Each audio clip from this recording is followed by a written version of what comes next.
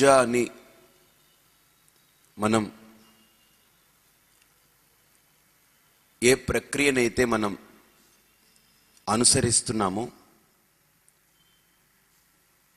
ఆ పూజ అనే ప్రక్రియలో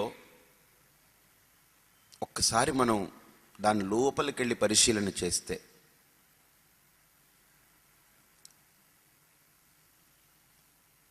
ఒక పూజా గదిలో మనం పూజ చేయడానికి లోపలికి ప్రవేశించినప్పుడు మనం వెళ్ళి డైరెక్ట్గా వెళ్ళిపోయి కూర్చొని అలా దేవుణ్ణి అలా లాగి ఎదురుగుండా పెట్టుకుని పూలు వేసేసి అర్చన చేసేసి దీపం ఇచ్చేసి హారతి ఇచ్చేసి రాం. పూజ అనే ప్రక్రియలో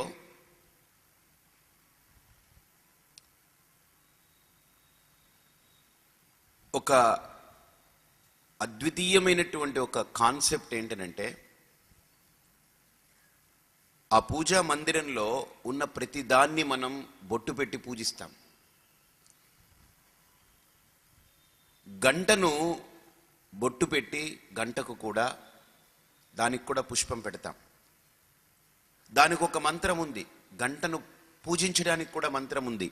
ఆగమార్థంతు దేవానాం గమనార్థంతు రక్షసాం కురు ఘంటారవం తత్ర దేవతాహ్వానలాంఛనం. గంటను పూజించడానికి ఒక మంత్రం ఉంది.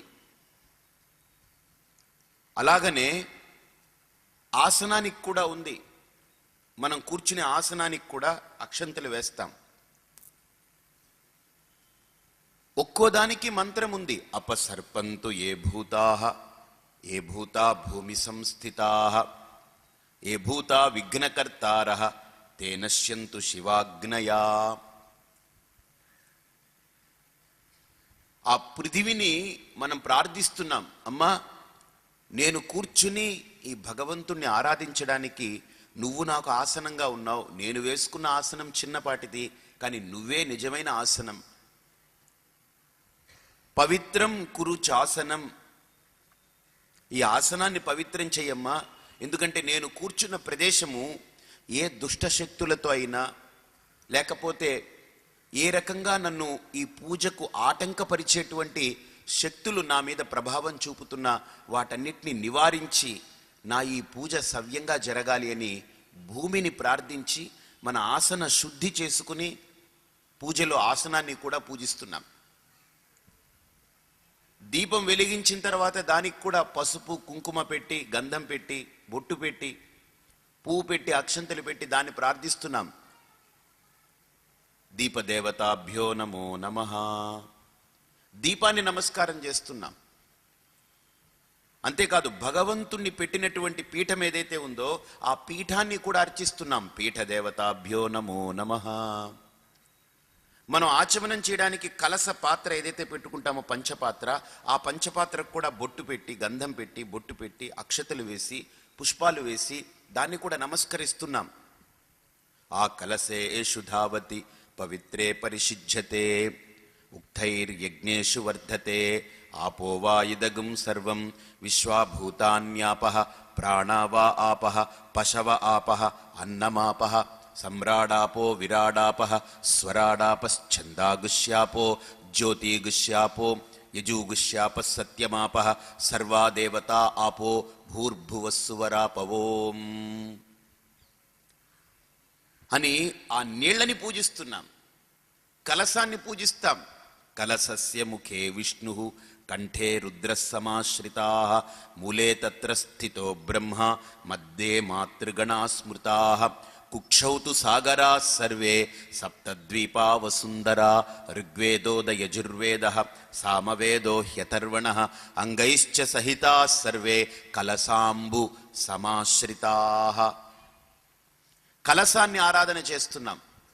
మనం ఏదైనా ద్రవ్యాలు పట్టుకొస్తే పాలు, పెరుగు, పంచామృతము, లేకపోతే ఇంకొకటి, లేదా అర్చనకు పువ్వులు, టెంకాయ, కొబ్బరికాయ, అరటిపళ్ళు ఏవేవి తెస్తామో వాటన్నిటినీ అక్కడ దేవుడి దగ్గర పెట్టి కలశం నీళ్లతో సంప్రోక్షణ చేసి దండం పెట్టుకుంటున్నాం. వాటిని కూడా అర్చన చేస్తున్నాం. ఏమిటండి ఈ కల్చర్ ఏంటిది? ఒకసారి ఆలోచన చేయండి. అంటే నాకు విగ్రహం ఒక్కటే దైవం కాదు, దైవం కోసం వినియోగపడే ప్రతిదీ నాకు పూజార్హమైనది. అంటే ఈ ప్రకృతి దైవం కోసం వినియోగపడేది కాబట్టి ఈ ప్రకృతిని కూడా నేను పూజించాలనేటువంటి సంకేతాన్ని చిన్న పూజా గదిలో నుంచి మన పూర్వీకులు మనకు నేర్పారండి. ఇది హిందూ ధర్మం మనకు నేర్పిన సంస్కృతి. నీళ్లను పూజించు, తులసిని పూజించు, అంటే ఒక ఆకుని పూజించు, నీళ్లను పూజించు, పాత్రను పూజించు, ఆసనాన్ని పూజించు, దీపాన్ని పూజించు. అరే ఒకటి కాదు నేను పూజించేది. ఆ దేవుడు గదిలోకి వెళితే ఇంకా చూస్తే మనం చాలామంది ఇళ్లల్లో ఈ అగరవత్తి వెలిగించిన తర్వాత ఈ అగరవత్తి దేవుడికి చూపెట్టి, అంటే వాళ్ళు పూజ మొత్తం చేయలేని సమయంలో, తక్కువ సమయం ఉన్నప్పుడు ఆ అగరవత్తి వెలిగించి ఆ ధూపాన్ని అన్ని ఫోటోలకి తీసుకెళ్ళి చూపిస్తుంటారు. హాల్లో, బెడ్రూముల్లో, లేకపోతే వంటగదిలో ఎక్కడెక్కడ ఫోటోలు ఉన్నాయో అక్కడ అందరికీ చూపిస్తారు. అంటే ఏమని అర్థం? అరే భగవంతుడు ఒక దేవుడు గదిలోనే కాదు, ఎక్కడెక్కడ భగవంతుడు ఉన్నాడో అదంతా భగవంతుడిగానే అన్ని చోట్ల భగవంతుడిని పెట్టి ఆరాధించడం అనేటువంటిది. ఒక్క ఇంటిలోనే అన్ని గదుల్లో భగవంతుడున్నాడంటే ఈ ప్రకృతిలో అంతటా భగవంతుడున్నాడనే సిద్ధాంతాన్ని ఆ ఒక్క ప్రక్రియతో, ఒక్క అగరబత్తితో మన వాళ్ళు చాటి చెప్తున్నారు.